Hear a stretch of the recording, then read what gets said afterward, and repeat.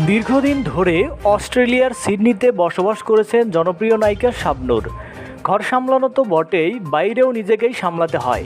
মাঝে মধ্যে দেশে ফিরলেও তিনি সেখানকার স্থায়ী বাসিন্দা। এদিকে গত 18 মে অস্ট্রেলিয়া গেছেন গায়িকা ও সংসদ সদস্য মমতাজ বেগম। ফেরার সময় সোমবার সারাটা দিন কাটালেন শাবনূরের সঙ্গে। আর নায়িকাও নিজের গাড়িতে করে ঘোরালেন সিডনি শহর। সেখানে চালকের আসনে ছিলেন শাবনূর আর সহযাত্রী মমতাজ। মমতাজের ভাষ্য, খুব পছন্দের নায়িকা শাবনূর। জানি আমার মতে কোটি কোটি বাঙালির হৃদয়ে জায়গা করে নিয়েছে এই মেয়েটি। সোমবার সারাদিন সময় দিল শুধু আমার জন্য। অবশেষে এয়ারপোর্ট পর্যন্ত এলো। ভীষণ মিশুক একটা মানুষ। অস্ট্রেলিয়ার কয়েকটি শহরে বাংলাদেশিদের আয়োজনে কনসার্টে অংশ নিতে যান মমতাজ। গত 21 তারিখে মেলবোর্ন ঈদ অনুষ্ঠানে গিয়েছেন তিনি।